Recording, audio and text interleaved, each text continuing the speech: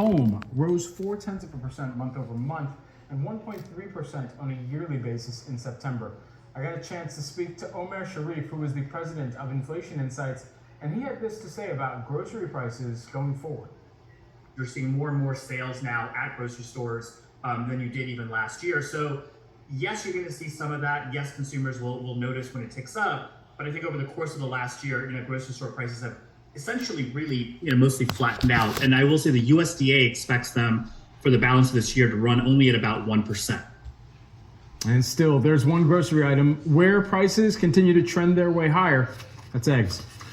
8.4% higher month over month, 39.6% year over year. Here to give us the outlook for egg and other grocery prices, we've got Stu Leonard Jr. He is the president and CEO of Stu Leonard's. Great to have you here. That's not an egg in front of you. That's a massive pumpkin. The season's greetings. Yes, indeed. So just take us into overall the basket mix where you already know that prices may be a little higher and you're having to communicate that to consumers. Well, Brad, I think what you're seeing is over the last couple of years, you've seen a big increase in food prices. A lot of that has to do with weather. Look at what just happened in Florida last night. That affects, look, here's our fresh squeezed orange juice that we have in the store right here. The orange groves down there obviously got flooded. They said it wasn't as bad as they thought it was.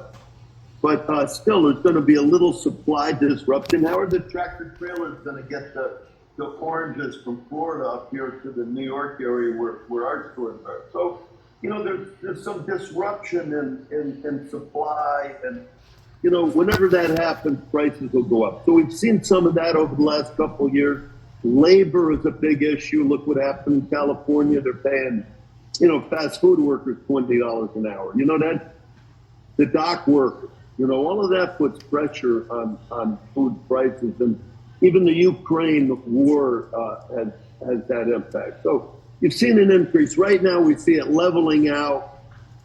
We feel good. I'm talking to our farmers and suppliers, and we see a good holiday coming right now to the consumer. Okay, so Stu, let's break down a few of those things because that was, a few separate, but all things that pass through to what you have to monitor within your business. So first and foremost, as you're thinking about where within your grocery store you're seeing consumers push back on prices or at least be a little bit more choosy, what does that look like in the ticket when they're walking out the door or the overall basket mix? Basically, what it is, Brad, is the simple way customers are putting one less item in their shopping cart right now. They feel the pinch. I feel it for you. We're not price gouging like you've heard all these things. These are honest. We buy a lot of local stuff. These apples that are behind me right now, these are friends of ours and been suppliers for years. Their labor costs have gone up to produce apples right now. So, there's no price gouging going on at all in the market out there. So, I think customers can look forward to some pretty steady seas out in front of them going through the holidays right now.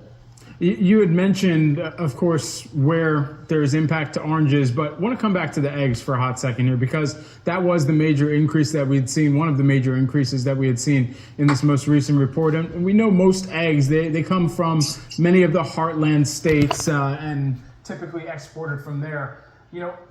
What specifically do you think is driving some of that price jump? Well, first of all, we've had this avian influenza.